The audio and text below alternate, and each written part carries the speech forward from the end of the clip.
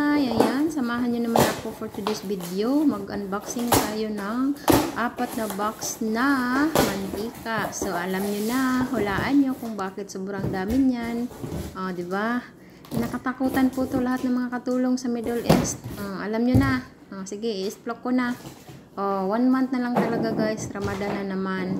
Andito na si Karya, nagsimula na siya maghakot ng mantika dahil alam nyo na sa Ramadan, pinakamarami talagang magastos is mantika at saka mga cream. Kasi sa Ramadan, maraming fry, maraming cream, ganon yung mga pagkain nila dito. At saka hindi lang isang pagkain yung maluluto sa Ramadan, 5 hanggang 7 putahe na yan. Pinakamababa na yung 5 guys.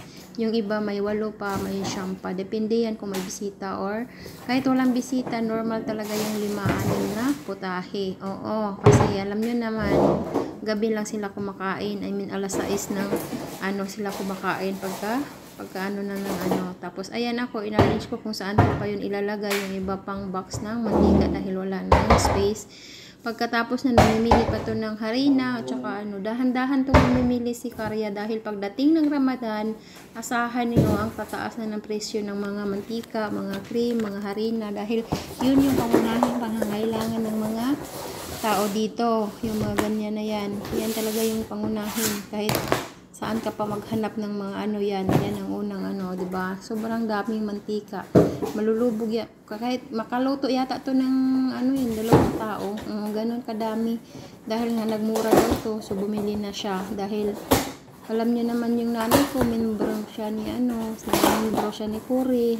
Ganun. Pag membro talaga ni Cory, pag may mga ganitong pagkakataon, i-grab na. Sige na, to the max na. Ngayon, ako yung nag-isip kung saan ko yan ilalagay. Dahil haliit ng kusina ko, hindi ko na alam kung saan ko yan ilalagay. O diba, naghahanap ako na ng pwestuhan.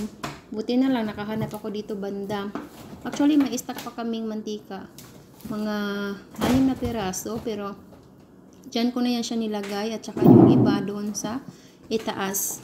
Sa taas ko na nilagay yung iba guys kasi hindi na talaga siya magkasya dyan sa baba. Kasi may mga pa ako dyan ng ibang gamit. Actually yung namin, wala na masyadong grocery eh. Naubusan kami minsan ng grocery dahil hindi katulad dati, every month nag-grocery si tatay. Ngayon, hindi. Kung na lang yung kailangan, yun na lang yung bibilhin. Hindi na katulad dati na punong-puno talaga yan. Iba-iba yan. Nandyan kompleto lahat. Kung anong gusto mong lutuin, magluto ka na lang dahil complete. Nung nalugi yung negosyo nila, ganyan na. Kung kailan lang kailangan yung lulutuin, tsaka lang yung bibilhin. Ganon. Pero yan nga lang yung mantika yung pinakamarami. Iinom na yata tayo ng mantika nito para mag-igit siya. So, yun na yung mga yung mga kanana. Yan lang muna yung ginagawa ko for today's video dahil kung video ko lahat ng gawain ko ay hindi ito magkasya sa isang palabas lang, diba? Char. Pagkatapos niya, nang tingin ako sa rep at may nakita pala akong ganyan. Hindi ko alam kung anong pangalan yan, pero kinakain niya ni madam, nilalagay niya sa sa litos tsaka gerger. So, magkasama yan sila. Daw yan, vitamins yan para sa dugo. Yun. Pag mababa yung dugo mo, kumain ka niyan at madagdagan daw yung yung dugo. Pero ako kasi, hindi ako kumakain yan kahit low blood naman ako. Nilinis ko lang yan siya, tapos pagkatapos niyan, dahil kung hindi ko yan lilinisin, mahawaan siya.